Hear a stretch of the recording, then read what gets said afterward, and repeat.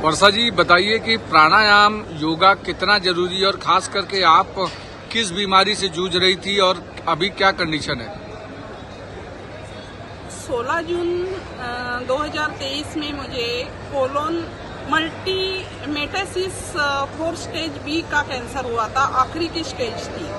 11 tumour मेरे 11.8, एक 10.8, 6.8 ऐसे मेरे इसमें पेट में पूरा मेरा पानी भर गया था और पूरा ट्यूमर था। जब पेट सीटी स्कैन किया मेरा 16 जून को, तो मेरा पूरा पानी भर गया था पेट में और मैं झेन हॉस्पिटल में एडमिट हो गई थी। 25 जून तक मैं एडमिट थी। वहाँ मुझे डॉक्टर ने पूरा मेरा स्क्रीनिंग किया, पूरा पेट सीटी स्कैन किया, फिर उसमें मेरे ब्लड टेस्ट किए और मेरा जब मुझे मालूम हुआ तब मुझे थोड़ा दुख हुआ कि मैं 10 किलोमीटर दौड़ने वाली और रोज 2 घंटे प्राणायाम करने वाली, योगा करने वाली, खान पान पर भी मेरा ध्यान था, तो भी मुझे कैंसर क्यों हुआ, ऐसा मुझे एक मेरे इसमें फील आया। फिर उन्होंने मेरा जेनेटिक टेस्ट किया। जेनेटिक टेस्ट में वो मेरा BRCA1 टेस्ट मेरा पॉजिटिव आ गया था।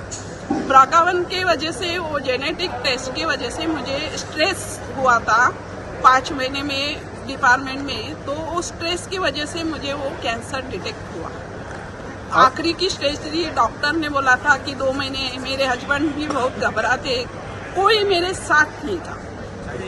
फिर उसमें मेरा इसमें बहुत सकारात्मक ऊर्जा, बायोलॉजी ऑफ बिलीफ का जो किताब मैंने पढ़ा कि अपने विचार से अपन कुछ भी कर सकते हैं, तो मैंने वो और एक जेम नेस्टर का और रामदेव बाबा के मैंने 50 वीडियो जो है वो पूरे डाउनलोड किए। राजू दीक्षित जी के वीडियो डाउनलोड किए, गौतम बुद्ध के वीडियो डाउनलोड किए और अकेला मैं अभी इसमें से बाहर निकलूंगी, ये मैंने मेरे इसमें आत्मविश्वास डाल दिया।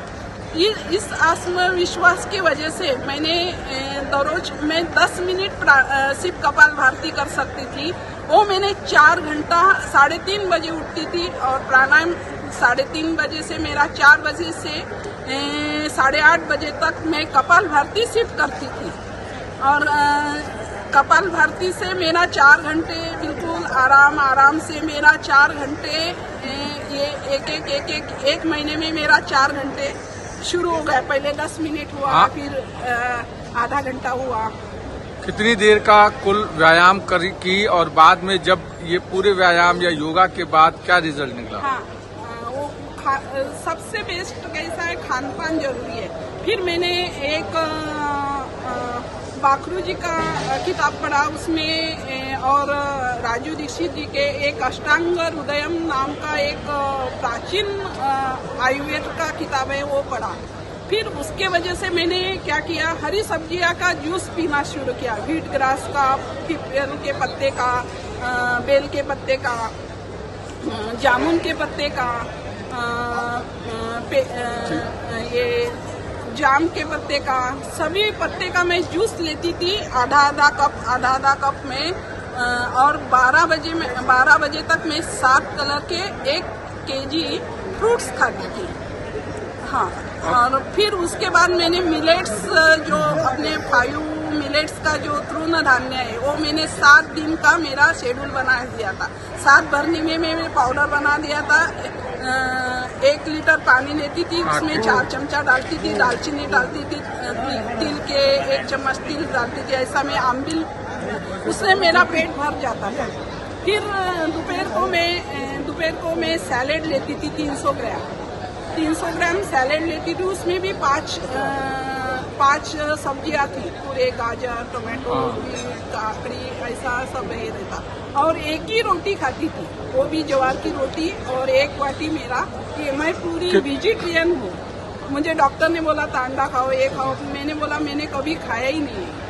और 6 बजे के बाद मैं खाना ही नहीं खाती थी, इंटरमीटिंग मेरा फास्टिंग। और मैंने दिन भर में खाना खाने के बाद आधा घंटा सोती थी और आधा घंटे के बाद मैं अनुलोम विलोम करती थी।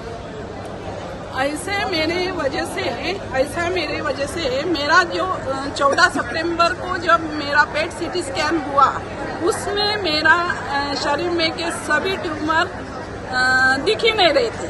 डॉक्टर भी बोले थे ये कैसा हो गया।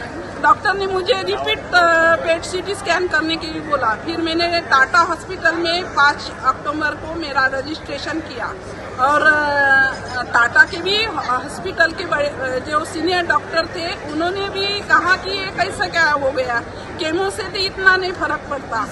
तो उन्होंने मेरा 1.5 महीने तक मेरा पूरा स्क्रीनिंग और इन्वेस्टिगेशन किया। तो इन्वेस्टिगेशन के बाद किया तो उन्होंने जब मेरा सर्जरी के वक्त मुझे सीनियर डॉक्टर बोले, तो उन्होंने कहा कि आपके शरीर में कोई कैंसर ही नहीं था। तब मुझे इतनी खुशी हुई कि बस। और मेरा 6 फरवरी को मेरा पूरा ट्रीटमेंट खत्म हुआ। मेरे हस्बैंड की वजह से मैंने केमो लिया, नहीं तो मैं केमो भी नहीं लेना चाहती थी। आज भी मुझे डॉक्टर ने 14 लाख की गोलियां दी, पर मैंने एक गोलियां भी नहीं खा रही हूँ। जो मेरा आहार है वो आहार ही मेरा मेडिसिन है, ऐसा मैं लेती हूँ। मैंने मैदा, बिस्किट, केक, शुगर, ये रिफाइन ऑयल, कोलगेट, टूथपेस्ट, ये सब मेरे प्लास्टिक के बर्तन सब मेरे घर में के सब मैंने बाजू में डाल दिए, जिससे वजह से कैंसर अपने घर में आ सकता है। वो सब मैंने मेरे जीवन से ही डिलीट कर दिया। शुगर भी नहीं खाती हूँ, शुगर की कोई भी चीज नहीं खाती हूँ, रिफाइन ऑयल नहीं खाती।